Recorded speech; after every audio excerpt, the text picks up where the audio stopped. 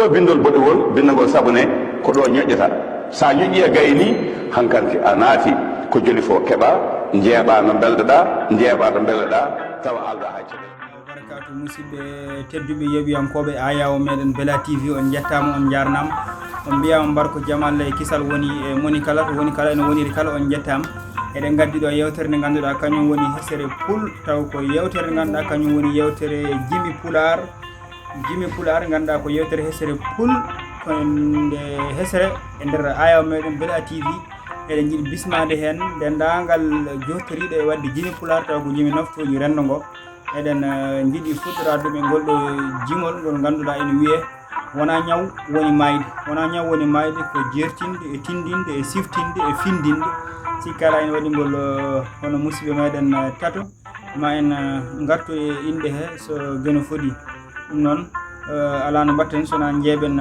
ngolɗon jimol ngo ganduɗa wona ñaw woni mayde.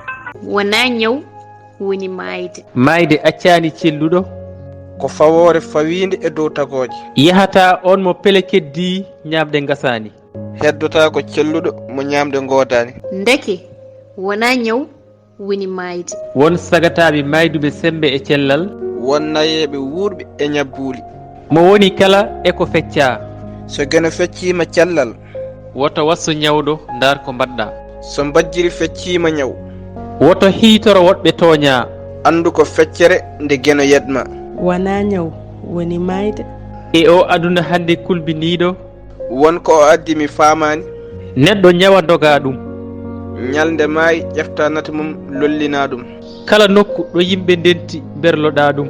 sahaji hay heptinirde mbaɗa ɗum. ngare jiɗen ñawɓe men gila mayani. so fodore yani taw en kersani. mbaɗanen ɓe gila ɓe birnaki so en donkani. Wona ñaw woni mayde. Kodde korsuɗo mo gudduɗe nduyetɓe e kodde so mo Madina Gounass.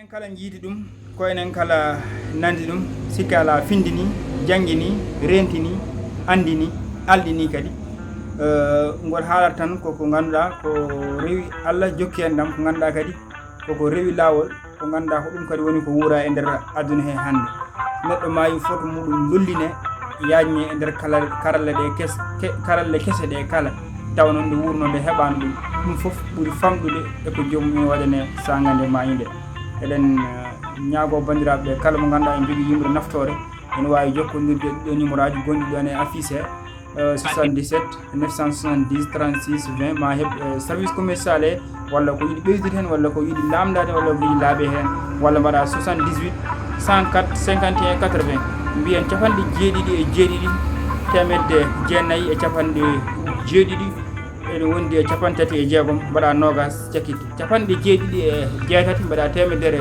e nayyi mbaɗa capanɗe joyyi e goho mbaɗa capanɗe jeetati ma jokkodir e nder service commercial mbawa hebde hen dennangal ko ine labma dennangal kumpiɗa en mbawa humpitade hen on jettama on jarnama ha sahaji goɗɗi e jimi goɗɗo e numéro goɗɗo so joni foodi yewtere meɗen jimol pular e tonggode muɗum aɗanet on jettama on jarnama.